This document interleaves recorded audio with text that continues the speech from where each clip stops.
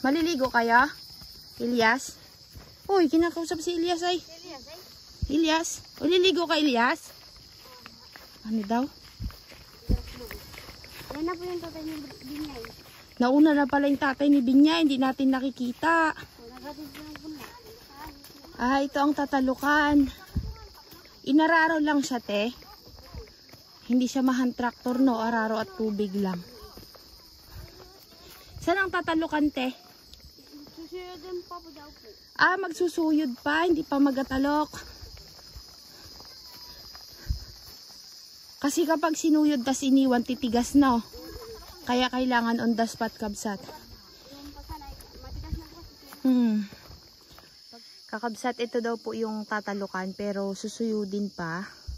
Kasi pagka sinuyod daw yan agad, tas iniwan ulit, titigas, kaya dapat pagkasuyod, talok agad, kakabsat. Yung tatay po ni Binyay na nasa lubong natin kanina, umuwi muna kasi kumain. Pero ito na daw po yung punla. Kasi akala ko nagre-record pa, kabsat, nung nandun kami naglalakad papunta dito. Hindi na pala, nag-memory full na pala tayo. Kaya, yan, dito ko na lang siya naipakita sa inyo. Pero yung iba po, may tinanim na sila. Parang direct yata yung iba dyan, kakabsat. Yan. Ate Binyay, may tanim na to? Ano yan, direct? Ganyan na siya.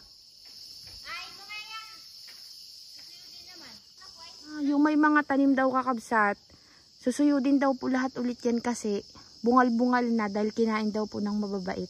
Ngayon gagawin, susuyudin lahat to. Tapos tatalukan. Ito po yung punla galing dun sa manggahan. Yung binunot nila Binyay kahapon. Yung iba pong punla, yan po. Nandoon. Tapos kakabsat, naalala nyo yung ampalayahan dati na inaayos. Ito na po siya, oh. Sa kapatid daw to ni Binyay. Ang daming bunga, tin. Lalaki, oh. Yun, oh. Mahilig magtanim yung tatay ni Binyay, baga, kabsat, masipag. Ang dami niyang tanim talaga. Ako'y hanga ay. Tignan nyo naman yung ampalayahan ng kapatid ni Ate Binyay. Fresh na fresh. Tignan natin. Lapit pa natin. Yan po, kabsat. Ganda, no? Simula dyan hanggang dito. Walang sira. Yan, o, daming bunga. Ate, organic. Ito o inisprayhan? Ah, may spray din. Kasi hindi talaga kakayanin pagka organic, kakabsat, dahil kakainin ng mga insekto.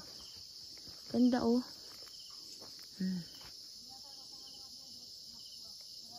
Dami.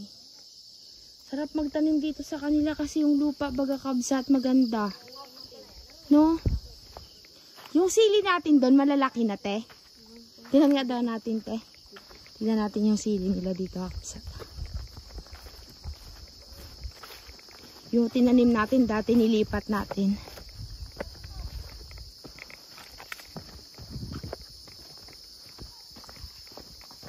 Ay, may patubig pala kayo, te. Saan galing yan, te? Yung sa taas? Opo, te. Yung noon po doon sa may igiban. Ah, nilagyan. Oy, napaka-talented nila, kabsat, oh. Alam niyo yung ginawa nilang hose, nadaanan ng tubig, pero open. Yung katawan ng saging. Yung sa natin, mag-airam po kami ng ukay. Pero hindi po kami. Pinahiram? Mas maganda nga yan.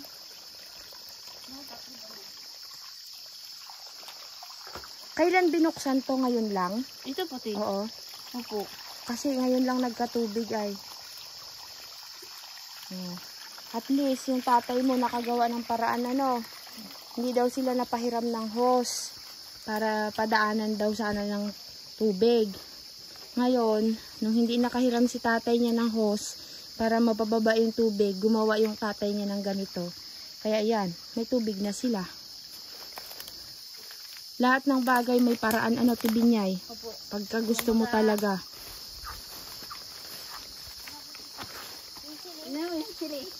Abaw, ito na yung sili? Puti. Yung damo. Nauna pa lumaki yung sa bahay, no? Puti. Ay. Yung iba po malaki na. Ayun, bansot siya, te. Bansot po yan. Oo, kasi matagal na itong tinanim. Nauna pa to. Yan po, yung iba naglaki na. Oh, hindi pare-pares yung laki niya kabsat oh. Ito pa. Inaalagaan din oh kasi nakukultivate ay. Siguro tiya, ano? Ay, maliliit yung bunga niya, parang labuyo. Pero yung... labuyo po yan, ti. Ay, hindi yan yung tinanim natin. po. Alam mo ba, te, yung tinanim nating sili sa bahay na, yung bell pepper, yung galing sa punla natin, may bunga na, maganda, mataba. Mataba yung bunga niya, pero ito, para siyang labuyo lang kabsa to, gaya kila Michael. Yan lang siya. Yan, ganyan kalalaki yung bunga niya. Hindi talaga siya yung kagaya sa bahay. Di ba yung sa bahay mataba na kabsat? Tatay!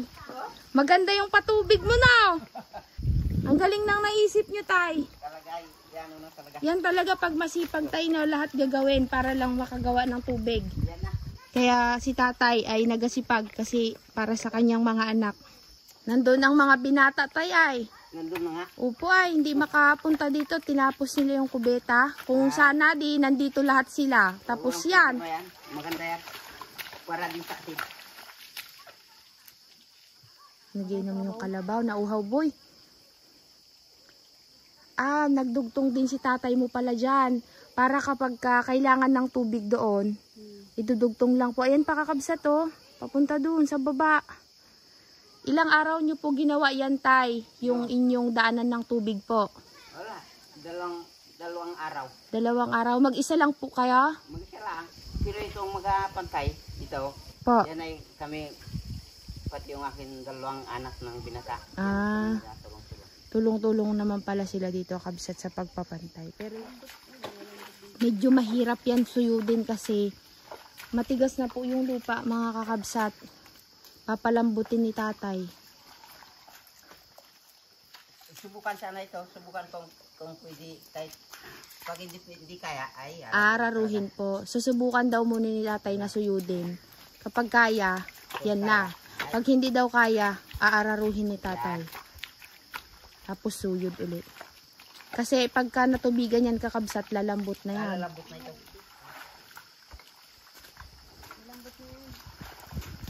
Kaya na no.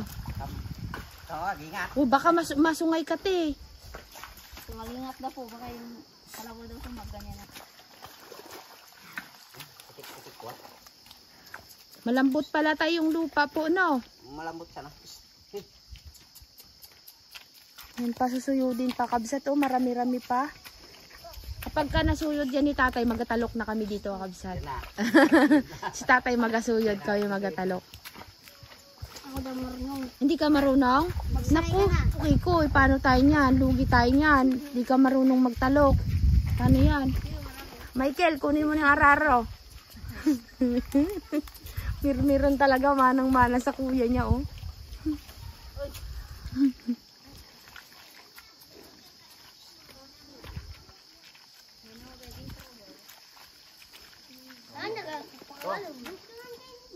Kain muna tayo, kabsat.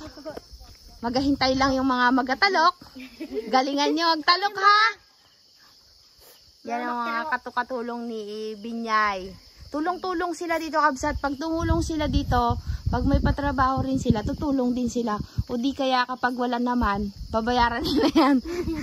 Si Seth, binayaran sila ng relo dahil tinulungan si Seth dun magtanim ng talong. Maggamas pa. Si Nico, nasa yung relo mo, Nico, nabigay ni Kuya? Aba, ba't nadumihan na? Nilubog-lubog mo sa putek. Yan ang kalan natin. Mag-ano muna tayo, kabsat. Magluto muna tayo ng pagkain. Kakabsat, nilalabas po nila yung papag. Kasi hindi po tayo makaupo yan. Yung kanilang saingan. Hinihintay po namin yung yung tubigan na maglambot tapos magatalok na. Ganito po magagawa yung mga mangyan na magagawa po ng binhi, mga kabsat. Ano, pinapainog po sa sa puno, tapos kapag inog na po yan, pwede na pong kunin yung buto. Yan, ito po mga kabsat, sa loob po yung buto. Yun. Kasi po kapag nagbili po ng ampalaya yung mga tatay namin sa tindahan po, parang hindi po sigurado na tutubo. Kaya sila nagapainog po ng ampalaya para sigurado po na tutubo talaga. Tapos nagsiulugan na po kakabsat. Oh. Uy, sayang. Ito po yung Mary, yung tatay ni Dindin. Uy, sayang. 25 siguro yung laman dito, kakabsat. 25 piraso. Uy, gustong gusto sana ni ate. Eh, wala dito yung Mary. Wag. Ito pa po kakabsat, galing po doon sa kinuha ni Kikoy. Malikot talaga si Kikoy, ay babalik natin mga kakabsat.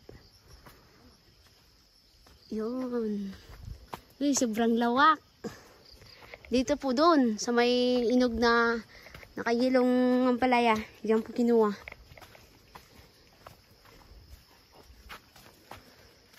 Yan. Dito po, kabsat. Nagsiulugan na po.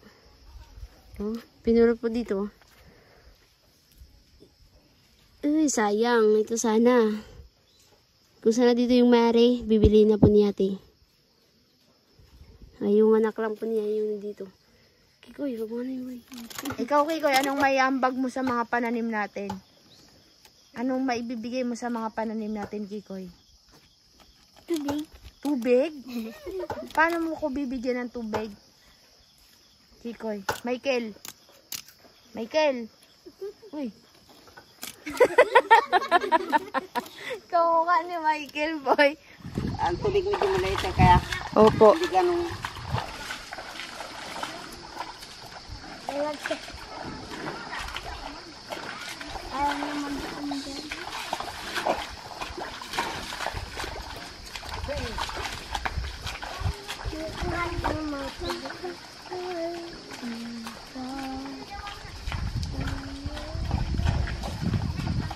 Ito, hindi po ito tatagal kakabsat itong katawan ng saging kasi mabubulok po yan.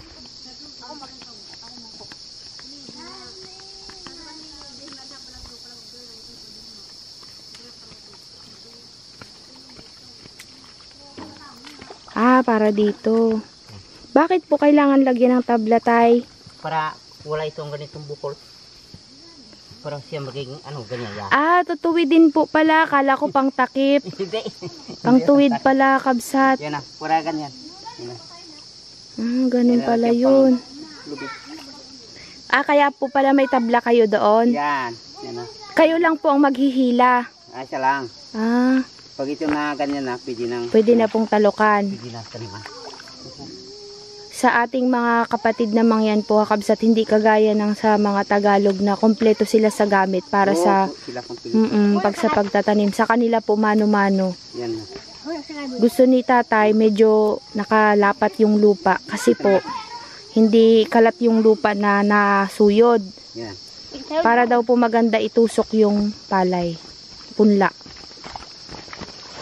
Yan na ala kay dyan. Yan na pong mga magatalok. Daming alalay ni tatay, oh. Mga maliliit. Yung mga yan kakabsat, nagtatrabaho na yan. Kamakbuhat yung pula. Matindi. Pula kamakbo. Uwak.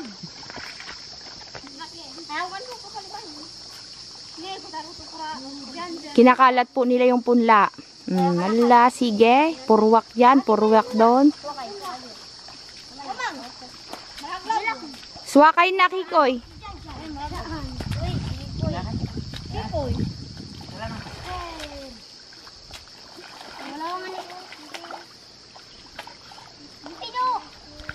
Hido. Ala, naglusong na sila. Marigin daw tay. Matigas daw kakabsat. Matigas daw.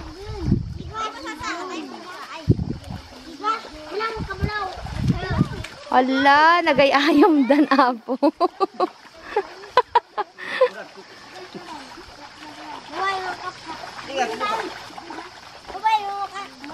Babay, pinapawi na tayo ni Randy.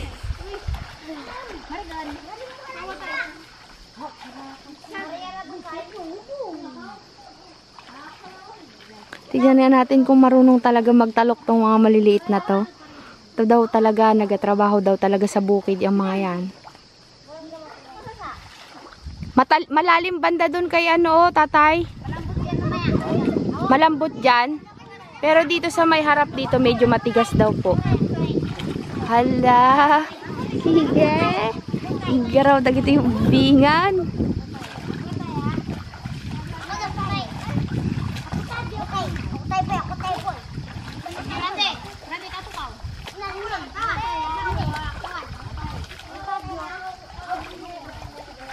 Nilalapat ni tatay yung lupa.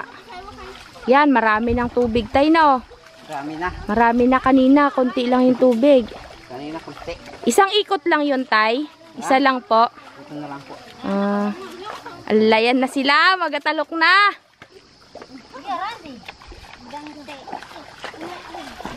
Magkano ang arawan nila, tay? Hoy, may ararawan, oh!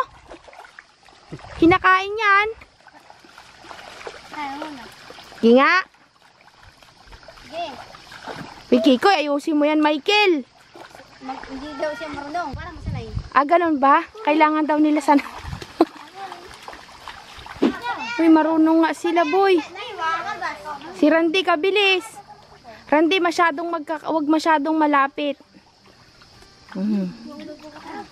Ba? Magagaling nga ito. Tignan nyo, kakabsat.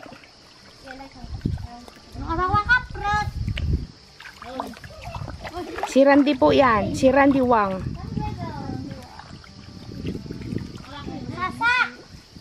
Malambot daw. Galing ni Randy, ah. Paano ka natuto magtalok, Randy? Saan ka natuto magtalok? Ha? Ano daw? Ikaw natuto magtalok? Nakay? Ah, nagsanay ka sa inyo? Sumasama kay Tatay Pablito dati? O, bakit nilagyan mo yung gitna? Ay, maganda yung kay Ate Saminya, oh. Oh, maganda yung kay Ate Saminya. Ayan, oh. Taga-apat silang linya, kabsat. Yan, sige. Galingan nyo magtalok. Agpalaod, agpadaya, kabsat. Ganyan po sila kababata, pero marunong sila sa gawaing bukid. Sa iba pong mga bata, yung edad nilang ganyan, naglalaro. Sila po nagtatrabaho na. Gusto ko rin sanang magganyan, kabsat, kaso may gaddil ako baga. Hindi pa gumagaling yung gaddil. Masarap magganyan, masakit nga lang sa balakang. Dito naman tayo kay Ate Binyay. Kami magsanay parang. Buti sila, sanay na yung mga bata.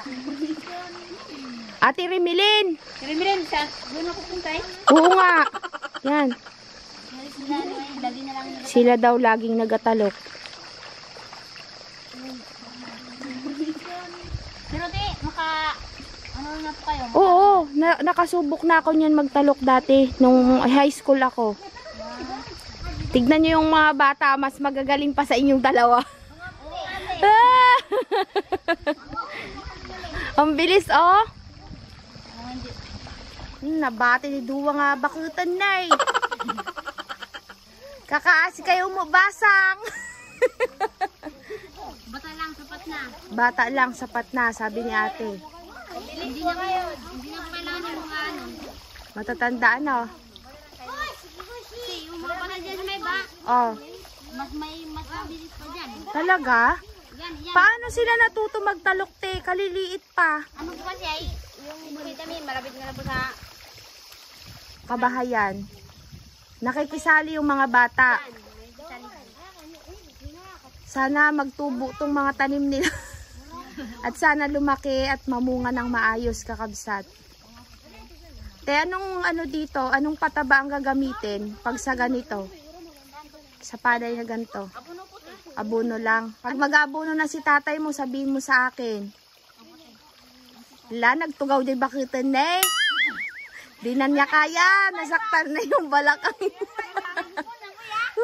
Talo kayo ng bata, mga bakit. Si Ate Binyay, talo. Masakit na daw yung baywang. Nagpapahinga pa po yung kalabaw kaya mamaya ulit. Ate Binyay, dito ba sa bundok nagkakaroon rin ng kuhol? Dito puti. Oo. Hindi kinukuhol. Magaling pala no. Yung kalaban nila hindi kuhol. Mababait ang kalaban nila kakabsat. Pinuputol yung puno ng palay. Kaya yan po, marami yan kinain ng mababait. Kaya ngayon si tatay niya nag-ulit, nagtalok. Kasi yan dinirect po kakabsat. Ngayon ang ginawa, talok. Yan. Kakabsat, hanggang dito na lang po muna yung vlog natin sa bukid nila Ate Binyay. Tatapusin lang po ito tapos balik na tayo doon sa kila Nini para sa pagluluto ng pagkain. Maraming salamat po kakabsat sa pagsama sa atin dito sa Bulantaw.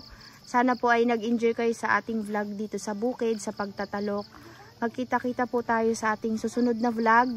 Sana po wag kayong magsasawa sa amin. Maraming salamat ulit kakabsat. Bye-bye mga kabsat. Hala, sinalubong na kayo ng maliliit. Oh. Tapos na kakabsat, nalpasan. Nagpigsa, dagaling ubeng.